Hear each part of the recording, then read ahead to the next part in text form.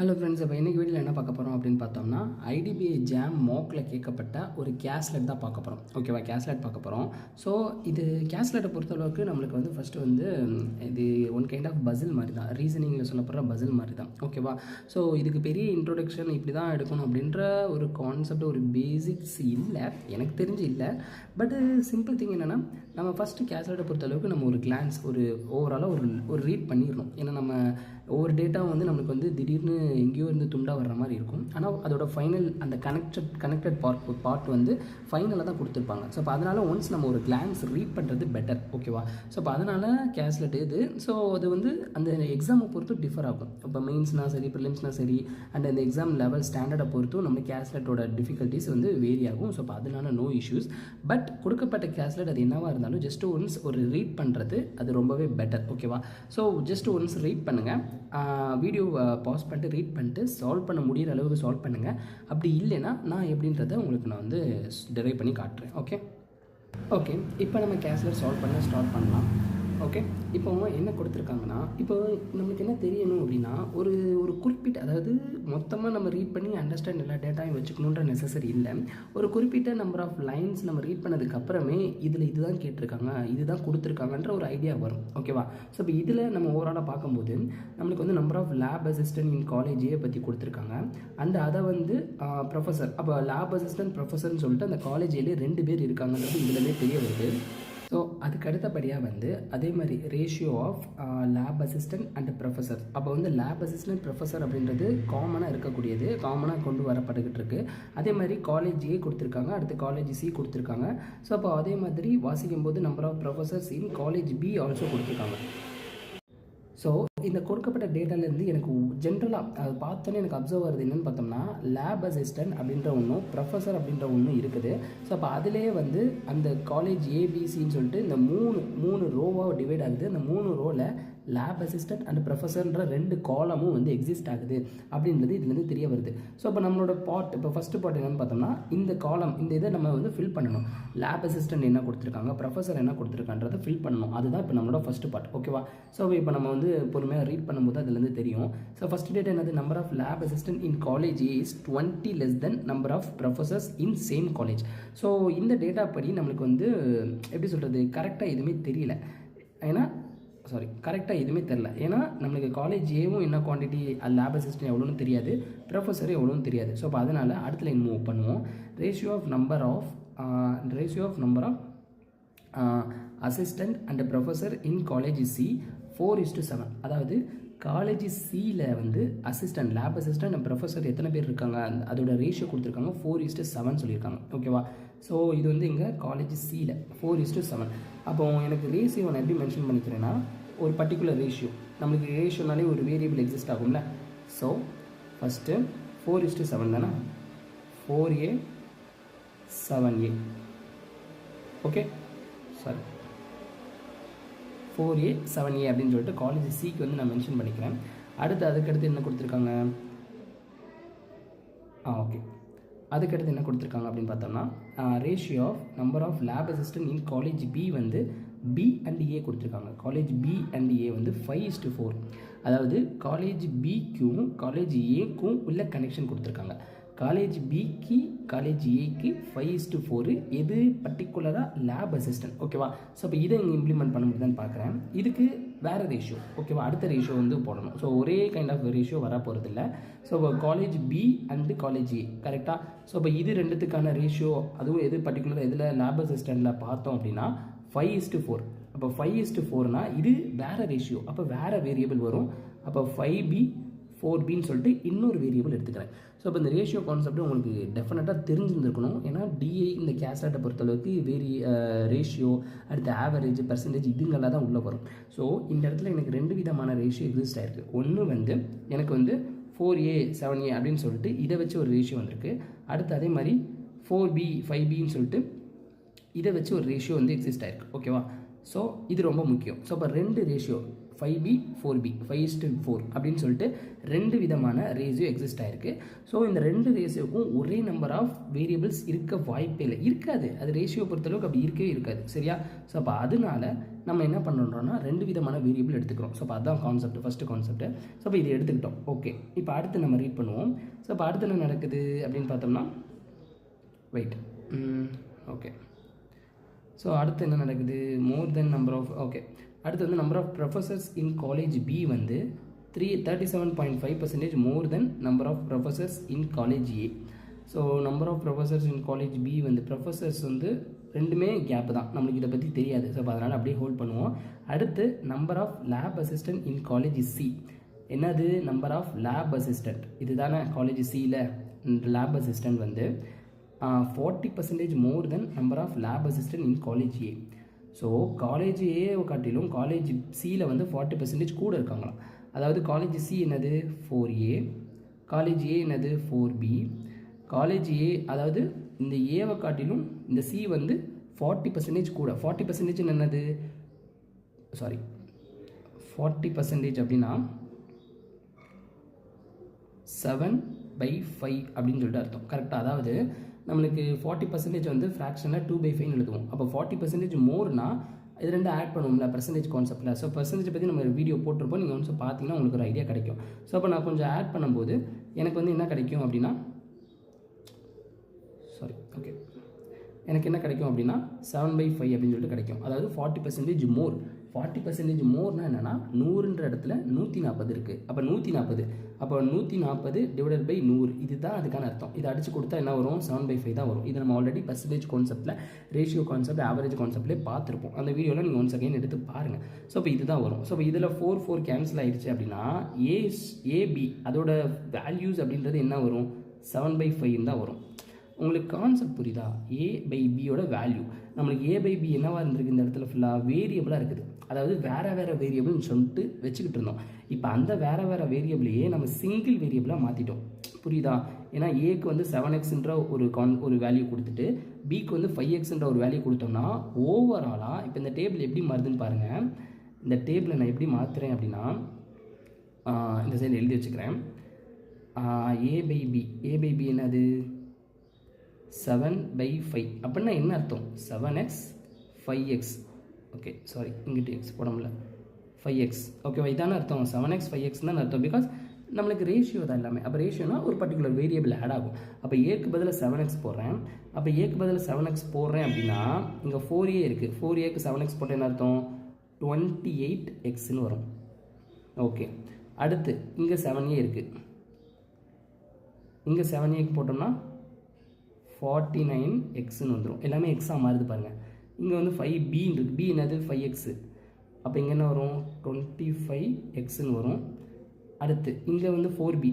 அப்போ 4bக்கு என்ன வரும், 20xன்னு வரும். சிம்பிள், முடிஞ்சு. இப்படி எல்லாமே ஒரே மாதிரி எக்ஸாம் மாதிரி வச்சு பாருங்கள். ஸோ இப்போ இந்த மாதிரி நம்ம ஒரே மாதிரி எல்லாத்தையும் மாற்றும் போது நம்மளுக்கு இன்னும் கொஞ்சம் ஈஸியாக அந்த இதை சால்வ் பண்ண முடியும். இப்போ அடுத்தது ஃபைனல் லைன் என்ன கொடுத்துருக்காங்க, total number of lab assistant in 3 college வந்து 73ன்னு கொடுத்துருக்காங்க. ஓகேவா? ஸோ இப்போ லேப் அசிஸ்டன்ட் எல்லாத்தையும் கூட்டினா 73 வரணுமா? இங்கே நம்மளுக்கு இது நம்மளுக்கு ஒரு கைண்ட் ஆஃப் ரேஷியோ தான். அப்போ இந்த ரேஷியோ கூட்டும்போது நம்மளுக்கு எவ்வளோ வருதுன்னு பாருங்கள், 20, 25, 28 அப்படின்னு வந்து 73xன்னு வருது. ஓகேவா? இப்போ என்ன சொல்கிறாங்க, இந்த 73 பார்ட் தான் நம்மளுக்கு என்னவா இருக்குது, இந்த 73 பார்ட் தான், இந்த 73xன்றது தான் நம்மளுக்கு என்னவா கொடுத்துருக்காங்க, கிவனில் 73 கொடுத்துருக்காங்க. அப்போ இது கேன்சல் பண்ணனா எக்ஸோட வேல்யூ என்னது, 1. அப்போ எக்ஸோட வேல்யூ 1னா எல்லாத்துக்கும் 1 தானே வரும். அப்போ 25 × 1 25, 25 × 1 28, × 1 28, 73 × 1 73, 49 × 1 49. ஸோ நம்ம எடுத்த என்ன வேல்யூ எடுத்தோமோ அதே தான் நம்மளுக்கு வந்திருக்கு. ஸோ ஈஸியாக ப்ராப்ளம் முடிய போகுதுன்னு அர்த்தம். ஓகேவா? ப்ராப்ளம் முடிஞ்சிச்சு, ஆல்மோஸ்ட் முடிஞ்சிச்சு. இப்போ இந்த 2 கேப்பை ஃபில்அப் பண்ண போகிறோம். இந்த 2 கேப் எப்படி ஃபில்அப் பண்ணுறதுன்னா, அவங்களே டேட்டா கொடுத்துருப்பாங்க. இந்த இடத்துல கொடுத்துருக்காங்க பாருங்கள், number of professors in college B is 37.5% more than professors in college A. So 37.5% அப்படின்றத அது எப்படி எழுதலாம் அப்படின்னு பார்த்தோம்னா, 37.5% 3/8ன்னு எழுதலாம். ஸோ இப்போ அந்த ஃப்ராக்ஷன்ஸ்லாம் நம்ம மெமரைஸ் பண்ணி தான் ஆகணும், வேறு ஆப்ஷன் இல்லை இங்கே. ஓகே, 3/8 இங்கே என்ன கொடுத்துருக்காங்க, மோர் தென் கொடுத்துருக்காங்க. அப்போ மோர் தென்னா 8ன்ற இடத்துல 3 கூட. அப்போ 3 கூடனா என்ன வரும், 11ன்னு வரும். அப்போ இதுதான் கான்செப்ட். 11/8 எவ்வளோ கூட, 11/8ன்னு மைண்டில் வச்சுக்கோங்க. எவ்வளோ கூட அப்படின்னு பார்த்தோம்னா காலேஜ் பி, அதாவது number of professors in college B. College பியில் இருக்கிற ப்ரொஃபஸர்ஸ் ஓகேவா, அவங்க வந்து 37.5% more than number of professors in college A. College ஏல ப்ரொஃபஸர்ஸ் ஓகேவா. அப்போது காலேஜ் ஏல ப்ரொஃபஸர்ஸ் 8 இருக்காங்கன்னா இந்த பியில் ப்ரொஃபஸர்ஸ் 11 இருப்பாங்க. ஸோ இது ஒரு ரேஷியோவாக எக்ஸிஸ்ட் ஆகுது கரெக்டாக. ஸோ அப்போ காலேஜ் பி இங்கே இருக்குது, பியில் ப்ரொஃபஸர்ஸ் எவ்வளோ 11னா காலேஜ் ஏல எவ்வளோ இருந்திருக்கணும் 8 இருந்திருக்கணும். அதோட 37.5% கூட தான். இதான கான்செப்ட், இதுதான் கொடுத்துருக்காங்க. ஸோ அப்போ இதை அடுத்து எப்படி சால்வ் பண்ண, இப்போ இந்த இடத்துல மட்டும் கேப் விட்ட மாதிரி இருக்குல்ல, இதை எப்படி சால்வ் பண்ணு பார்ப்போம். இங்கே ஒரு கான்செப்ட் கொடுத்துருக்காங்க பாருங்கள். முதல்ல இல்லை number of lab assistants in college A. Lab assistant in college A வந்து 20 less than number of professors in same college. அப்போது லேப் அசிஸ்டண்ட்டை காட்டினும் எப்படி, லேப் அசிஸ்டண்ட்டை காட்டினும் வந்து ப்ரொஃபஸர் யார், lab assistant in college A வந்து 20 லெஸ் தென் ப்ரொஃபஸர்ஸ்.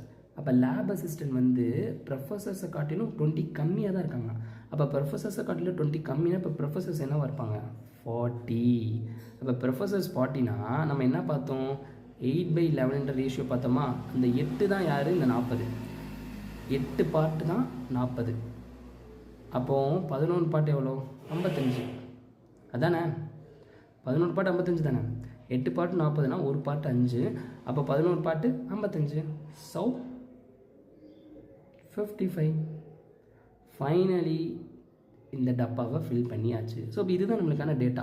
ஸோ இப்போ இந்த டேட்டாவை எடுத்து வச்சுக்கணும். ஸோ இந்த கேல்குலேட்டரை பொறுத்தளவுக்கு இந்த டேட்டாவை எடுத்து வச்சுக்கிட்டோம்னா இந்த கேல்குலேட்டரை வச்சு ஒரு 5 கொஸ்டின்ஸ் வந்து டிரைவ் பண்ணுற மாதிரி இருக்கும். ஸோ அப்போ அந்த 5 கொஸ்டின்ஸ்க்கும் இந்த டேட்டா ரொம்ப யூஸ்ஃபுல்லாக இருக்கும்.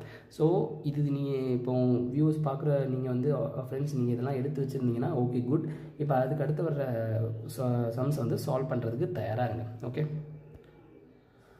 ஓகே ஃப்ரெண்ட்ஸ், இப்போ நம்ம கொஸ்டின் சால்வ் பண்ணலாம். ஸோ என் கூட சேர்ந்து சால்வ் பண்ண முடியுதான்னு பாருங்கள். இல்லைனா வீடியோ பாஸ் பண்ணிட்டு கொஸ்டின் சால்வ் பண்ணிட்டு கடைசியில் அதை எப்படி டிரைவ் பண்ணோம் அப்படின்றத மட்டும் பார்த்துக்கோங்க ஓகேவா. ஸோ அப்போது இதுதான் நம்மளோட டேட்டா ஓகேவா. லேப் அசிஸ்டன்ட் அண்ட் ப்ரொஃபஸர் இருக்காங்க, ஏபிசி இருக்குது, ஸோ டேட்டாஸ் இருக்குது. Okay good. இப்போ என்ன கேட்டிருக்காங்க, how many does the number of professors in college B exist the number of lab assistant in the same college. அதாவது காலேஜ் பி இருக்குது ஓகேவா. College பியில் நம்பர் ஆஃப் ப்ரொஃபஸர்ஸ் வந்து எப்படி, நம்பர் ஆஃப் ப்ரொஃபஸர்ஸ் வந்து எக்ஸீட் எவ்வளோ கூட இருக்காங்கன்னு அர்த்தம். Exceed the number of lab assistant in same college. அப்போது ஒன்றுமே இல்லை, இந்த ரெண்டுத்துக்குள்ளே டிஃப்ரென்ஸ் தான். எதுக்குள்ளே டிஃப்ரென்ஸு 55 - 25. அப்போ என்னது டிஃப்ரென்ஸு 30. எக்ஸிஸ்ட்னு அர்த்தம் எவ்வளோ கூட இருக்காங்கன்னு அர்த்தம். ஸோ அப்போ 30 தான் ஆன்சராக இருக்கும். ஸோ இருக்குது 30. ஓகே சிம்பிள் முடிஞ்சு. ஓகே அடுத்து செகண்ட் கொஸ்டின் போவோம். ஓகே சப்போஸ் நியூ காலேஜ் டின்ற ஒரு புது காலேஜ் வருது. அதில் 3 லேப் அசிஸ்டன்ட் மோர் தென் சி ஓகேவா. ஸோ சியில் லேப் அசிஸ்டன்ட் இத்தனை நம்பர் ஆஃப் லேப் அசிஸ்டன்ட் இருந்திருப்பாங்க கரெக்டாக. அதை காட்டிலும் 3 கூட இருக்காங்க. அப்போ நான் டியை இப்போ எழுத ஆரம்பிக்கிறேன். லேப் அசிஸ்டன்ட் அண்ட் ப்ரொஃபஸர்ஸ் ஓகேவா. டியில் இப்போ என்னவா இருக்குது 3 லேப் அசிஸ்டன்ட் மோர் தென் சி. அப்போ சியில் எத்தனை பேர் இருக்காங்கன்னு ஃபஸ்ட்டு பார்க்கணும். சியில் லேப் அசிஸ்டன்ட் எவ்வளோ 28. அப்போ 28லேருந்து 3 கூடனா எவ்வளோ, அப்போ டியில் வந்து 31 இருப்பாங்க.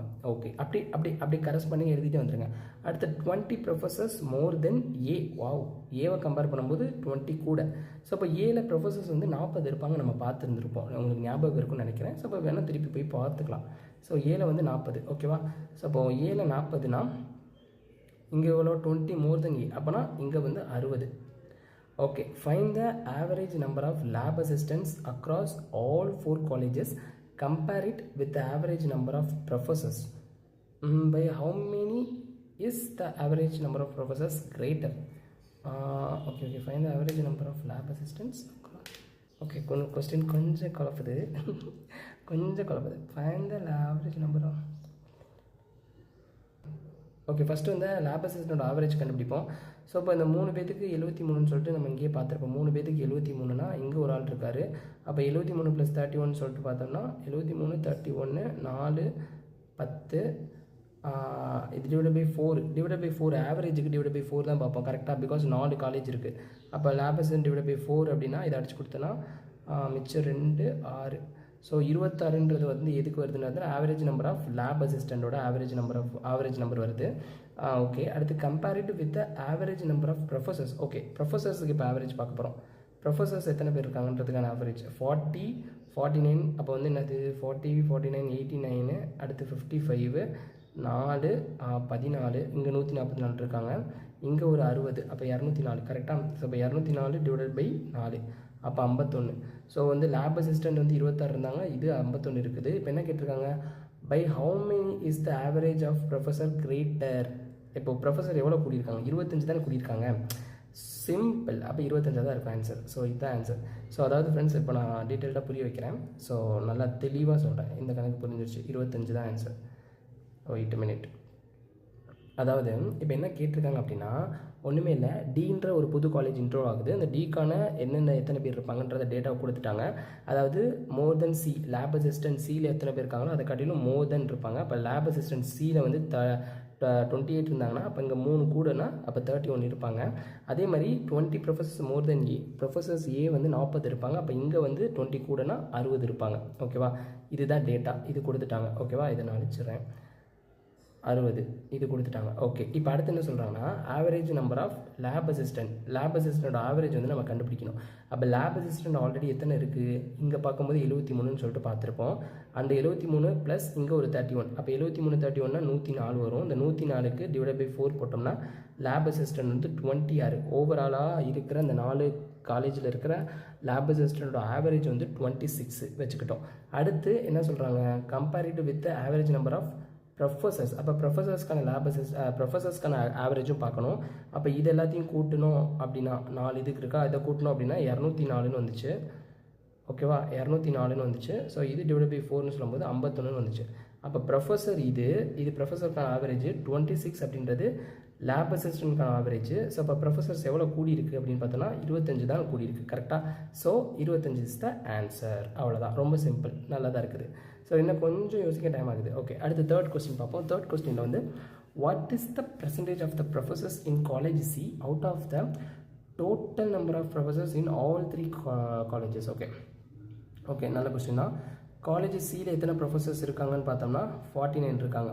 ஓகேவா, what is the percentage of the professors in college C 49. இந்த 49 எதுக்கு பார்க்குறோம்னா அவுட் ஆஃப்னு பார்த்தோம்னா total number of professors in college, மொத்த college total number of professor எவ்வளோன்னு பார்த்தோம், 144 பார்த்தோம். கரெக்டாக கூட்டும் போதே பார்த்தோம் லாஸ்ட் கணக்குக்கு. ஸோ இங்கே 144 கூட எழுதி வச்சுக்கோம். 144 தானே. ஸோ இப்போ 4 இங்கே ஒன்று போச்சுன்னா 10, 144. ஸோ இப்போ இதுக்கு நம்ம வந்து பர்சன்டேஜ் கண்டுபிடிக்கிறோன்னா இதுதான் அவுட் ஆஃப் 49 இன்ட்டு 100 போட்டோம்னா பர்சன்டேஜ். கரெக்டாக. ஸோ இதை நம்ம வந்து சால்வ் பண்ணி பார்க்கணும். இதை அடித்து கொடுத்தோம்னா 7வது டேபிள்.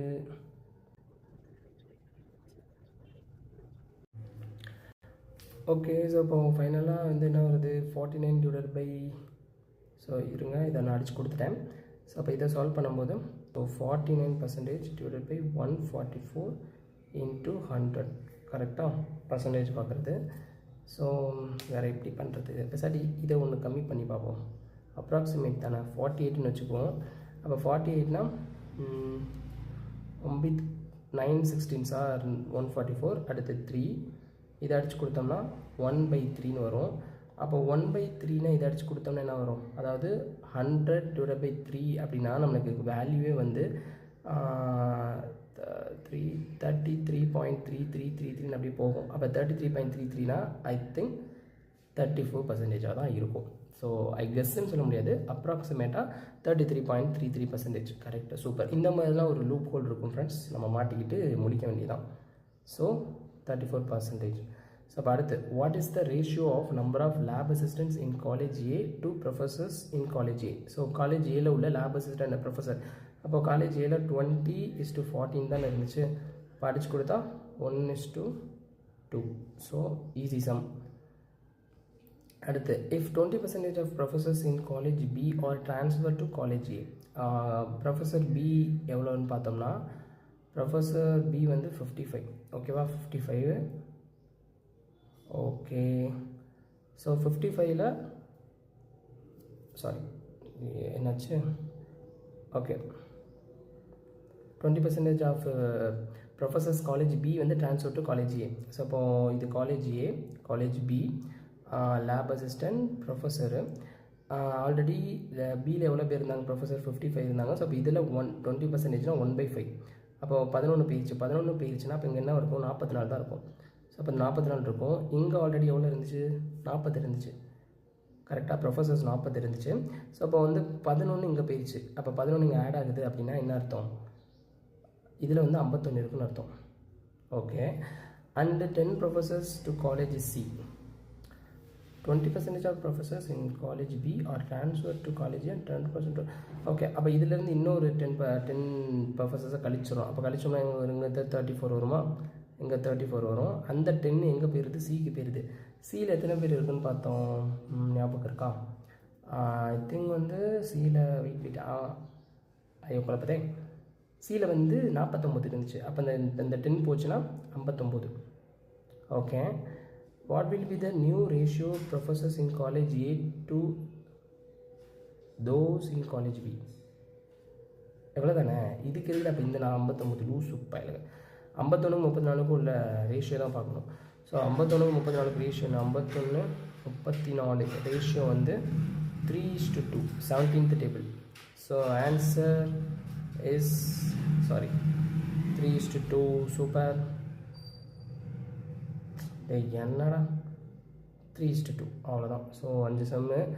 ஸோ நம்ம நிறுத்தி நிதானமாக யோசிக்கிற மாதிரி தான் கொடுத்துருக்காங்க. ஒரு 3 சம் அப்படி தான் இருக்குது. ஒரு இது வந்து ட்விஸ்டட் பார்ட்டு, அதாவது எப்படி சொல்கிறது, அப்ராக்சிமேட்டாக கேட்டிருக்காங்க இல்லைன்றதை கன்ஃபியூஷன் ஆயிடுச்சு. ஒரு இதில் கொஸ்டினே கன்ஃபியூஸ் ஆகிடுச்சு. இந்த ரெண்டு தான். ஒரு இது வந்து அதான் அந்த 2 இது ட்விஸ்டட் பார்ட் இருக்குது. ஸோ அப்போ இந்த மாதிரி கொஸ்டின்ஸ் இருக்கும் ஃப்ரெண்ட்ஸ். ஒன்று வந்து ஓப்பனாகவும் இருக்கும், இன்னொன்று வந்து உள்ளே ஏதாச்சும் ஒரு லூப் ஹோல் கொடுத்துருப்பாங்க. ஸோ அப்போ இந்த மாதிரி நிறைய ட்விஸ்ட் இருக்கும். ஸோ நீங்கள் ஒன்றுமே பேனிக் ஆக வேணாம். ஸோ நீங்கள் டே பை டே வந்து கொஞ்சம் கொஞ்சமாக சால்வ் பண்ணால் எல்லாமே அண்டர்ஸ்டாண்டபிள் தான். ஓகேவா? ஸோ இந்த மாதிரி வீடியோஸ் நீங்கள் பார்த்து லேர்ன் பண்ணிக்கணும் அப்படின்னா மறக்காமல் சேனலை ஃபாலோ பண்ணிக்கோங்க. அண்டு வந்து ஏதாச்சும் சஜஷன் இல்லை ஏதாச்சும் சொல்கிறதுல கான்செப்டில் புரியலை அப்படின்றதுல நீங்கள் கமெண்ட் பண்ணுங்கள். நான் வந்து உங்களுக்கு எக்ஸ்பிளைன் பண்ணுவேன். Okay, thank you.